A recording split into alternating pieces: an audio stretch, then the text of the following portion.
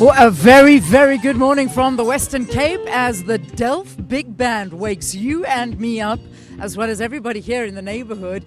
It's so nice to be with you, it really is, as we come to you from the Western Cape. And as you know, we have been on this election roadshow. We've been covering as many provinces as we can so far, 3 down. We've got a lot more to go, however. But now this week we focus entirely on the Western Cape. And it's quite an interesting, you have to admit it's a very interesting province, and particularly the metro that we're in right now, broadcasting from this municipality.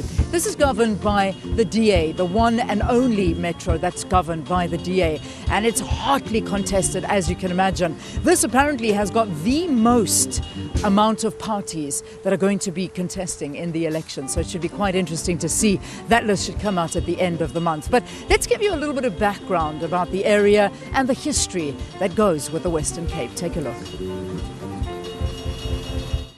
It's known for its natural beauty,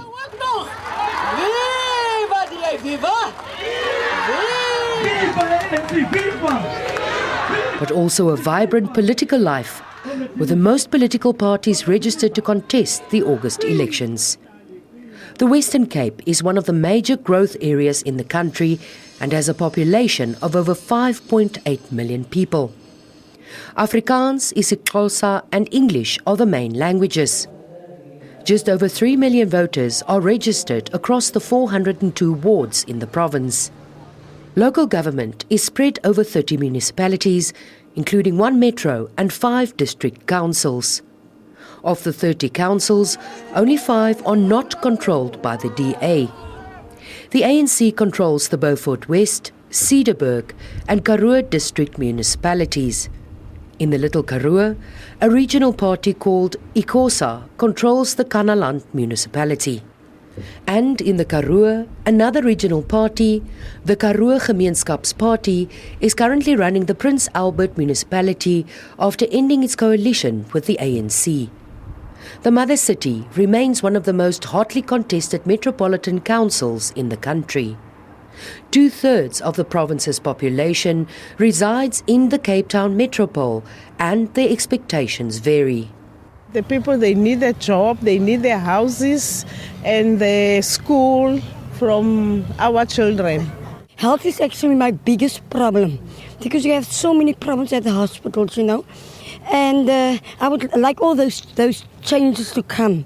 They must make all those changes, and they mustn't just make promises. We're sick and tired of promises.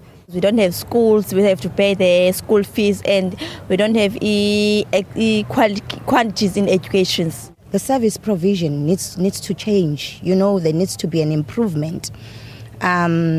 You cannot say you are the city that works for the people when you give houses to younger people. What about those people who have been on the data base for years and they still don't have houses? Honestly speaking, I'd like to say at the moment, I'm quite happy with that Cape Town is at the moment as compared to other provinces or cities. But I would like to see maybe our mayor helping us to try by all means and combat racism issue. That's the main issue that I have. But then on the other side as well, youth. We need to focus on youth in terms of jobs opportunities. There's too much crime. Yes, I would like for me to be safe and security. Yes. Since taking control of the metro in 2006 in alliance with smaller parties, the DA has strengthened its hold on the metro. The DA is now in outright control of the 221-seat council. The ANC, who is the official opposition, has 72 seats. Cape Town is one of the fastest growing cities in the country, and with over 230 informal settlements surrounding the city, housing is one of the major challenges facing the metropole. It's also seen its share of service delivery protests, including volatile marches to the city centre. In 2013, the so-called Poo protests reached its peak, and several protest actions brought the city to a standstill.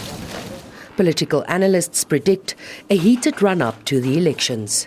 If one looks at most election campaigns, the sort of initial period is always one where there's lots of heat. People get very excited and they say all manner of things and whatnot.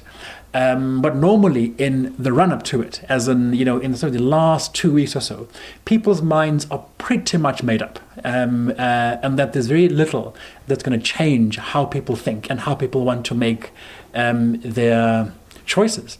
And so I think that it's one that's going to begin quite heated, as we've seen in Mpumalanga and other areas and whatnot. But I think that, towards the actual date, I think, like all other local elections we have, it tends to subside. And I don't think that this election will be any different. With the EFF taking part in its first local government elections, the election period in the province, and especially Cape Town, promises to be robust and vibrant, as the parties will give it their all to lure voters to the polls. I would like to see, when we vote, we want to see people having houses. We want to see people having the toilets. We want to see people happy, because this democracy is for people. And I think the people of South Africa wants to be happy. After all these years, they've been suffering. So now they need their happiness now. So it's high time now the government to provide the service to the people. Mariska Botha, SABC News, Cape Town.